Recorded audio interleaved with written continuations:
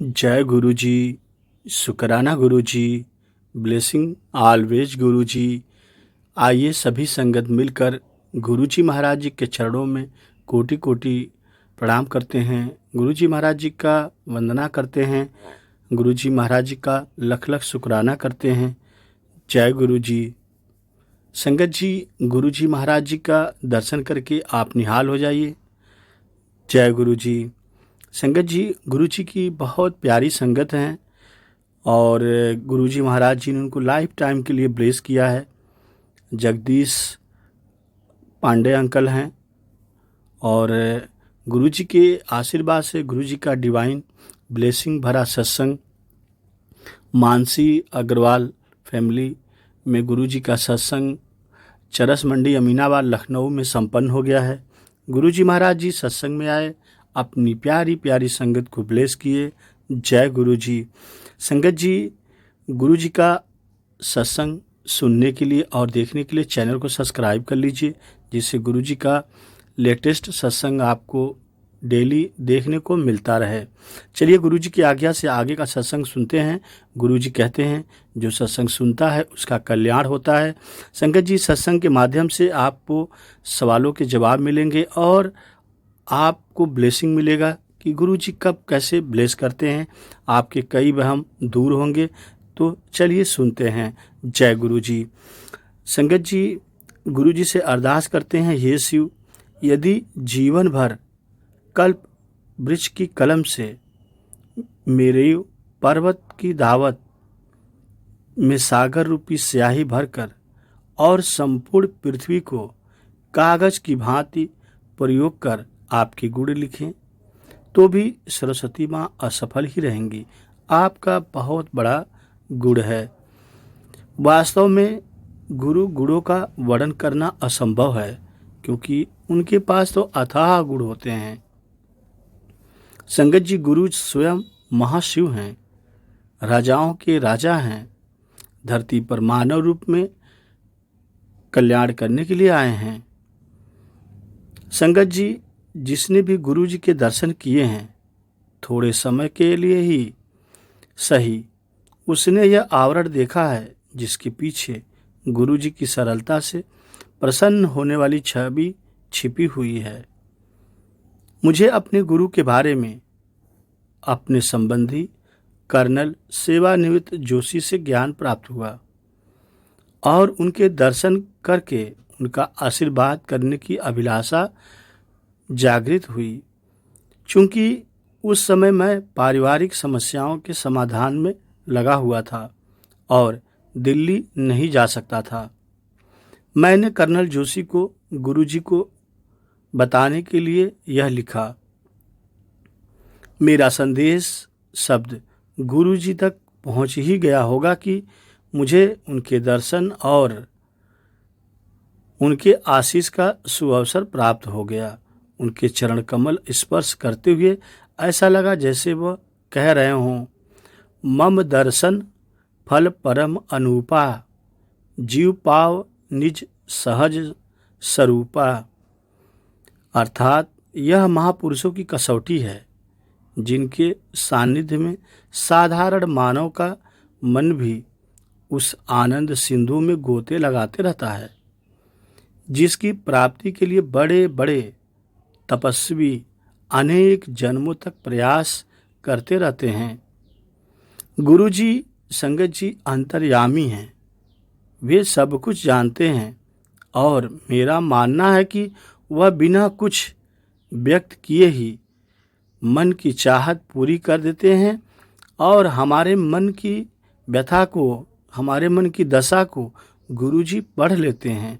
हमें क्या चाहिए?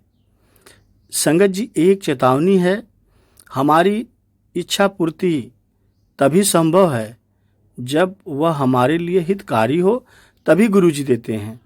परंतु हम वहमों में पड़ जाते हैं कि गुरुजी तो हमें दे नहीं रहे हैं, हमें ब्लेस नहीं कर रहे हैं, हम सत्संग जा रहे हैं, सेवा सिमरन कर रहे हैं, लेकिन संगत जी, जो हितकारी होता है वही हमें मिलता है। अब इसके लिए आपको समय लग सकता है, लेकिन गुरुजी में पूर्ण आस्था आप बनाए रखें। क्योंकि गुरु जी नींबू की तरह संगत जी निचोड़ते हैं, उसके बाद ब्लेस करते हैं। संगत जी, ऋषियों ने भगवान नाम को कल्पवृक्ष समान कहा है, पर गुरु जी और कल्पवृक्ष में अंतर है। कल्पवृक्ष से सब आकांक्षाएं पूर्ण होती है, परंतु गुरु जी केवल लाभान्वित करने वाली आशाएं पूर्ण करते हैं। और संगत जी, श्रीमद् भागवत गीता व अन्य ग्रंथों में महापुरुष के जिन लक्षणों का वर्णन किया गया है, गुरु जी के व्यवहार एवं वाणी में वह 100% पाए जाते हैं।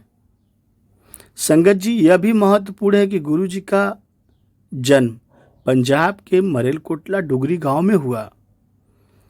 और संगत जी, प्राचीन काल में पंजाब को सारस्वत प्रदेश कहा जाता था। न केवल महर्षि व्यास, जिन्होंने वेदों की व्याख्या करी, पुराणों को संकलित किया, महाभारत और ब्रह्मा सूत्रों की रचना करी, अपितु उनके जैसे ही अन्य महान ऋषियों ने पंजाब की धरती को सदा सदा के लिए धन्य किया है। संगत जी, ईश्वर की इस महान और प्राचीन परंपरा की पावन धरती पर ही कलयुग में भगवान गुरु नानक देव और श्री चंद जैसे महानुभावों ने जन्म लेकर न केवल नव चेतना जागृत करी, अपितु उत्पीड़न को मिटाया, मानवता का मार्गदर्शन और कल्याण किया। अब गुरु जी भी वही कर रहे हैं, ऐसा मेरा संपूर्ण विश्वास है। और जो गुरु जी के दर पे गया, बड़े मंदिर गया, एम्पायर स्टेट गया, गुरु जी जब फिजिकल फॉर्म में थे, जिसने दर्शन किया, और अब गुरु जी फिजिकल फॉर्म में नहीं हैं, फिर भी जो गुरु जी महाराज में पूर्ण आस्था रख रहा है, उसको वही ब्लेसिंग मिल रही है जो वो चाह रहा है। आपके मन में जो कुछ भी चल रहा है, गुरु जी उसे पूरा करते हैं, परंतु समय और जगह सब गुरु जी निश्चित करते हैं कि आपको कब क्या देना है। इसलिए संगत जी, आप वहमों में नहीं पड़ें, आप अपने गुरु पे संपूर्ण विश्वास रखें। इस संसार में अनेक आदरणीय उपदेशक और प्रचारक भी हैं, किंतु मात्र विद्या को प्रसारित करने के लिए प्रभावशाली शब्दों से दिए गए उपदेशों से मानवता का लाभ नहीं होता है। केवल प्रकाश का वर्णन करने से अंधेरा दूर नहीं होता है। केवल हमने प्रकाश के बारे में बता दिया तो उससे अंधेरा दूर नहीं होता है। संगत जी, प्रैक्टिकल देखना पड़ता है। और हमारे गुरु जी महाराज जी वही गुरु हैं जो प्रैक्टिकल करके सब दिखाते हैं। इस बात का कोई महत्व नहीं है कि इसके लिए सूर्य या लालटेन का वर्णन किया जा रहा है। संगत जी, आवश्यकता इस बात की है कि जिसमें इस ज्ञान का दीपक प्रज्वलित हो चुका है, वह संवेदना सहित आध्यात्म की ज्योत जलाकर मानव के अंदर की छिपी हुई ज्योत को उजागर करने का प्रयास करे। गुरु जी का व्यक्तित्व ऐसा ही है। वे मानव कल्याण के लिए आए और मानव का कल्याण कर रहे हैं। गुरु जी का व्यक्तित्व जन्म से ही बहुत सुंदर और सरल है। गुरु जी अपनी प्रतिभाओं से वह न केवल अपने अनुयायियों के मार्ग में आने वाले संकट से सावधान कर देते हैं, वरन उसकी यात्रा भी, जो संकट आते हैं उसको भी टाल देते हैं। गुरु जी अपनी संगत से बेहद प्यार करते हैं। महात्मा तुलसीदास कहते हैं कि गुरु जैसे महापुरुष ईश्वर से भी उच्च हैं। और महात्मा तुलसीदास जी लिखते हैं, मेरे मन प्रभु अस विश्वासा, राम ते अधिक राम कर दासा, क्योंकि राम सिंधु घन सज्जन धीरा चंदन तरुहरि संत समीरा। जैसे हमारी प्यास बुझाने के लिए मेघ वर्षा करते हैं और वायु वृक्ष की शीतलता फैलाती है, ठीक संगत जी उसी प्रकार से महापुरुषों के माध्यम से, उनके ज्ञान से हम ईश्वर को प्राप्त करते हैं। बिना गुरु के ईश्वर नहीं मिलते संगत जी। ईश्वर को पाना है तो गुरु के शरण में जाना होगा। राम भी संत नारद को बताते हैं कि श्रुति से भी महापुरुषों के गुणों की व्याख्या असंभव है। श्रद्धेय गुरु जी सचखंड वासी हैं। यह सचखंड क्या है संगत जी और कहाँ है? इसका ज्ञान केवल उसको होता है जिसे गुरु जी की कृपा प्राप्त हुई हो। वही सचखंड के बारे में जानता है कि सचखंड कहाँ है और क्या है। अतिशय कृपा जाहि पर होई, पाँव देहि यही मार्ग सोई। संत विशुद्ध मिली है प्रभु ताहि, चिंत वहीं राम कृपा कर जाहि। कहते हैं कि निराकार ईश्वर सचखंड में निवास करते हैं। दयावान परमात्मा समय समय पर अपने महापुरुषों को, जीवों को उनके दैविक और दैहिक और भौतिक कष्टों से मुक्त कर उनका पथ प्रदर्शन कराने के लिए भेजते हैं। महापुरुष जीव को कर्म से धर्मखंड, ज्ञान खंड, शर्म खंड और कर्म खंड से ले जाते हुए सचखंड में ईश्वर के निवास पर ले जाते हैं। अंत में यात्रा यहीं पर समाप्त होती है। जीव अपने कष्टों से सदा के लिए मुक्त होकर परमानंद को प्राप्त करता है, वही सचखंड है। संगत जी, पूजनी परमपिता परमेश्वर गुरु जी पहले अपने भक्त की समस्याओं को सुनते हैं। भक्त की समस्याओं की इति कर उसे कर्म योग के मार्ग पर गुरु जी ले जाते हैं। यह यात्रा का पहला भाग है संगत जी, धर्म खंड। भक्त तन और मन से स्वस्थ होकर लौकिक और पारलौकिक विषयों पर चिंतन कर पाता है। वह इस संसार की सच्चाई और स्वयं अपने जीवन की क्षणिकता को पहचान लेता है। यह ज्ञान है खंड।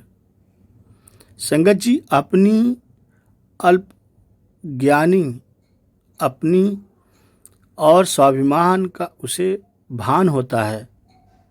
वह लज्जित होता है। अविराम विचार से वह प्रभु की महानता और अपने अस्तित्व को पहचान लेता है। वह सोचता है कि यह जीवन जो प्रभु ने सर्वानंद प्राप्ति के लिए प्रदान किया था, व्यर्थ व्यतीत हो रहा है। जब परमात्मा से मिलने की उत्कंठा अधिक हो जाती है, वह शर्म खंड में पहुंच जाता है। इस खंड का शिखर तब आता है जब उसे प्रभु की कृपा प्राप्ति का आभास होता है। उसके सारे संशय समाप्त हो जाते हैं और मन आनंद सागर में गोते लगाने लगता है। यह कर्मकांड का क्षेत्र है संगत जी। दीप्तिमान परम कृपा के आनंद में डूबे हुए जीव के लिए सचखंड के द्वार खुल जाते हैं। कोई इस यात्रा पर अकेले संगत जी नहीं चल सकता है। शिव समान व्यक्ति के लिए भी जीवन सागर को पार करना कठिन है।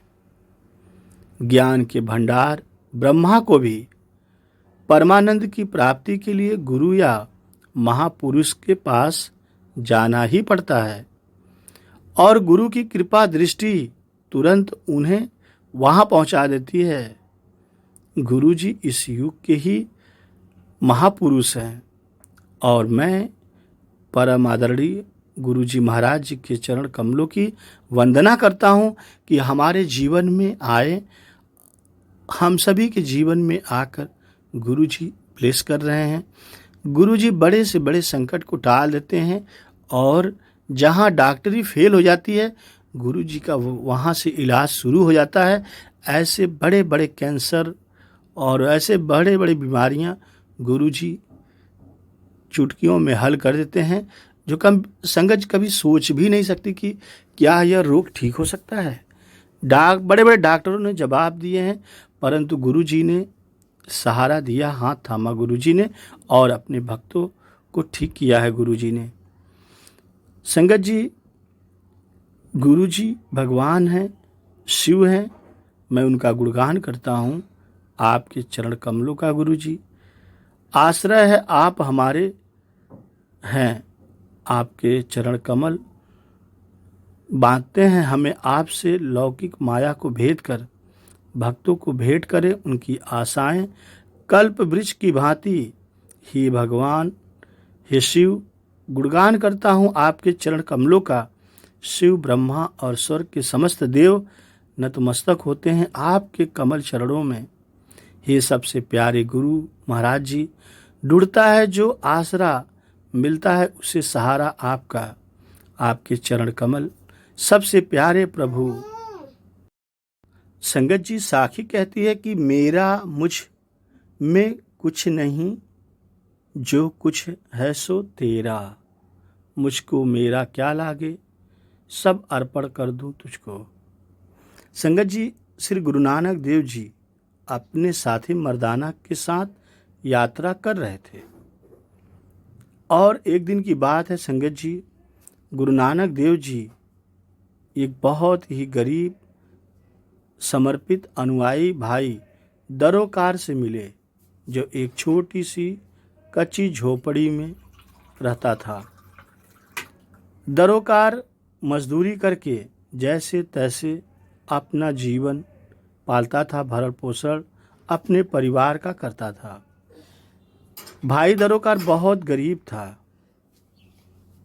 मजदूरी करके जैसे तैसे अपने पूरे परिवार का पालन करता था। गरीबी इतनी कि घर में भाड़े के बर्तन भी मिट्टी के थे। भाई दरोकार ने अपना आदर्श श्री गुरु नानक देव जी को माना था। यथाशक्ति मेहमानों की मेजबानी करके बहुत खुश होता था। आज उसने श्री गुरु नानक देव जी के दर्शन करके अपने को भाग्यशाली माना। श्री गुरु नानक देव जी को रात रुकने के लिए दरोकार ने आमंत्रित किया। दरोकार ने गुरुदेव से वहाँ रुकने की रात्रि की प्रार्थना करी। गुरुदेव ने उसकी प्रार्थना स्वीकार की। रात्रि के भोजन की उसे व्यवस्था करनी थी। संगत जी, बहुत कम रसद होने के बावजूद दरोकार भाई जी ने अपने आगंतुकों के लिए भोजन तैयार किया। मर्दाना को भाई जी के द्वारा दिए गए कम भोजन के कारण ग्लानि महसूस हुई, लेकिन गुरु नानक जी देव ने उसे आश्वस्त करते हुए कहा कि उन्हें भगवान द्वारा दिया गया भोजन स्वीकार करना चाहिए और उसमें संतुष्ट रहना चाहिए, क्योंकि जो हुआ भगवान के मर्जी से हुआ, इसमें दरोकार की कोई गलती नहीं है। इसलिए आत्मग्लानि न महसूस करो।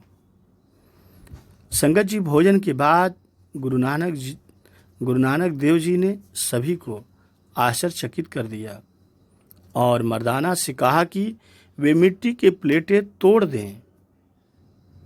जो गुरु नानक के साथ मर्दाना गया था, हुक्म देते हैं गुरु नानक जी की मिट्टी की प्लेटें दरोकार की तोड़ दो, जिसमें उन्होंने खाना खाया था।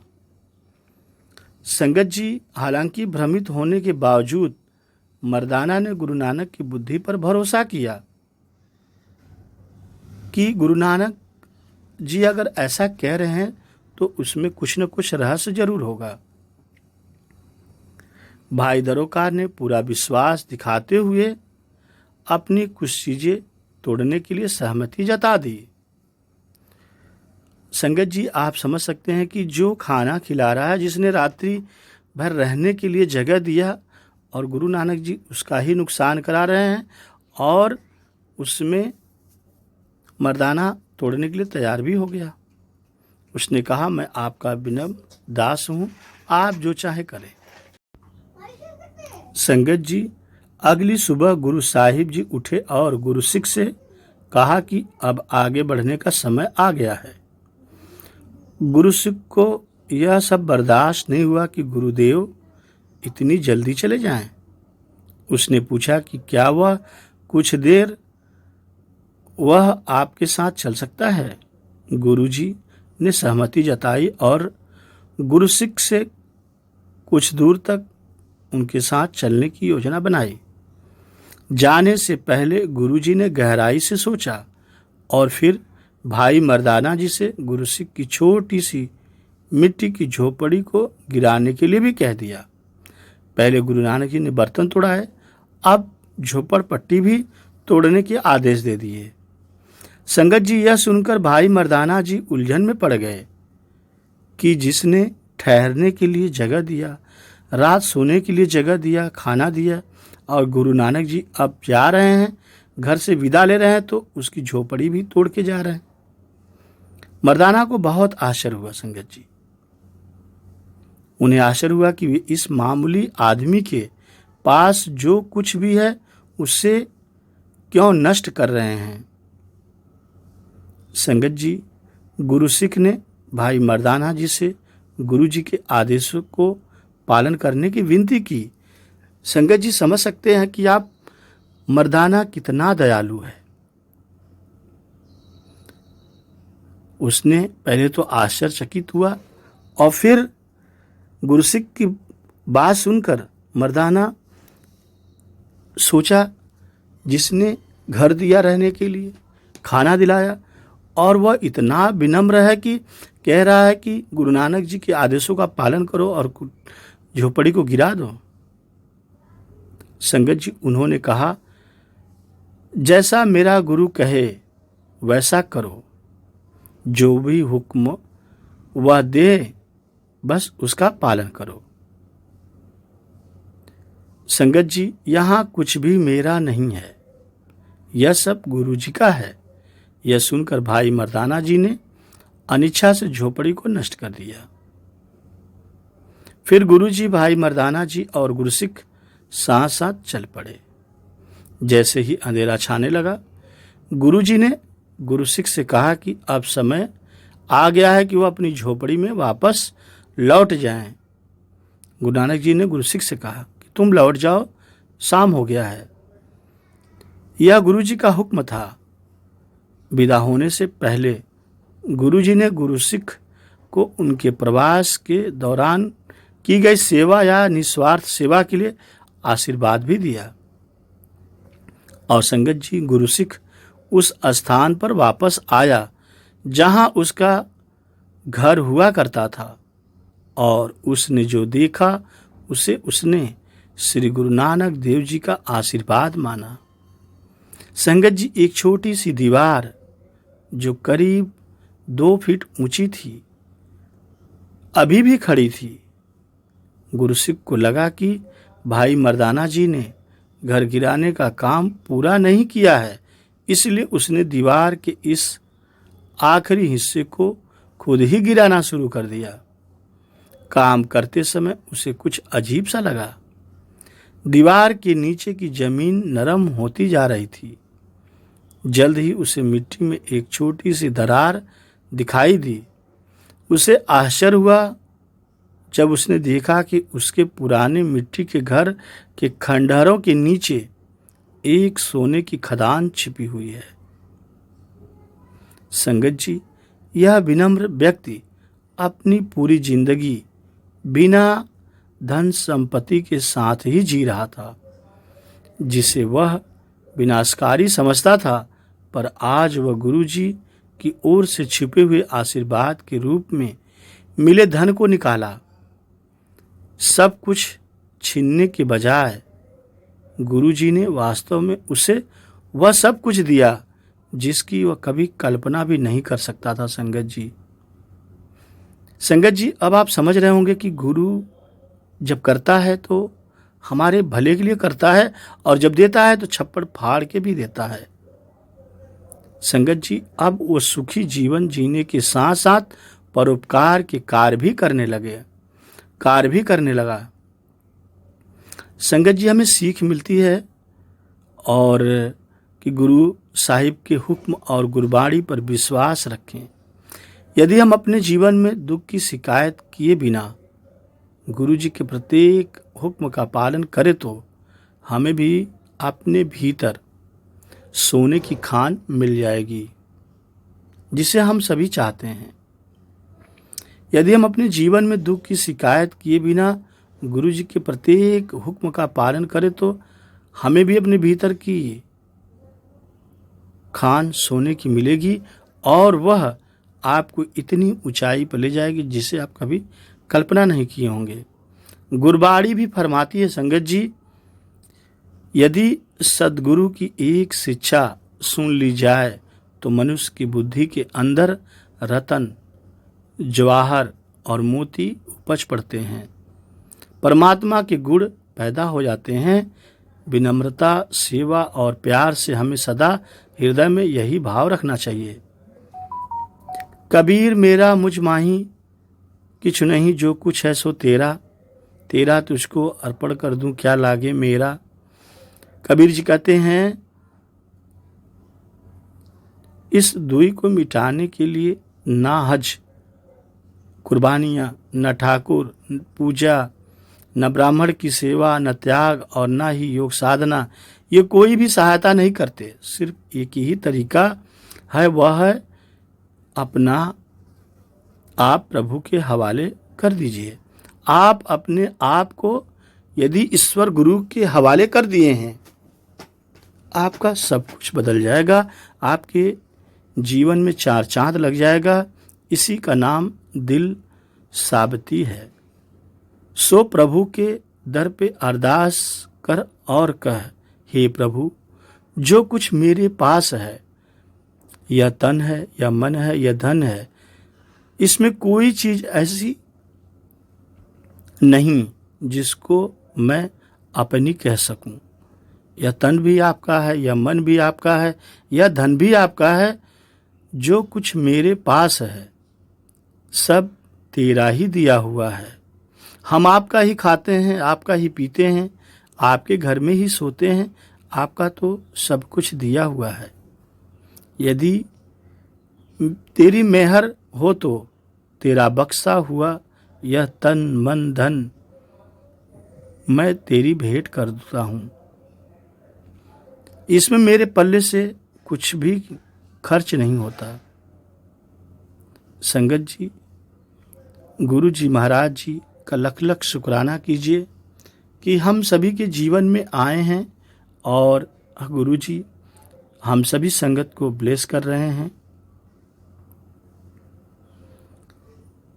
किसी ने मुझसे पूछा कि शिरडी में क्या लेकर जाऊं।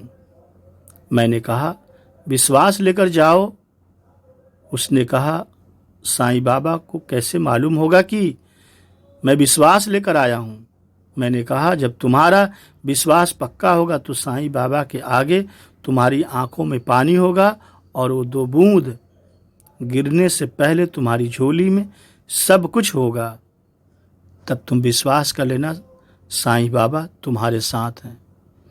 और जब साईं बाबा को गुरु जी के रूप में देखना हो तो एक बार आप मन से अरदास करना, गुरु जी आप ही साईं हो, आप ही शिव है, आप ही सब कुछ हैं, आप मुझे साईं के दर्शन करा दो।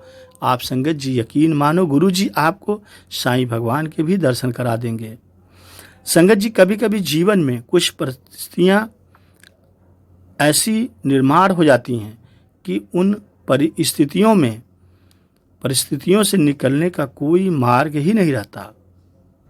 ऐसे समय में भी यह प्रार्थना आपको संतुलित बनाती है। प्रार्थना मनुष्य को आत्म शांति व आत्म समाधान देती है। संगत जी, गुरु जी से कहिए, सुनो गुरु जी, आप ही मंजिल हैं इस जीवन की।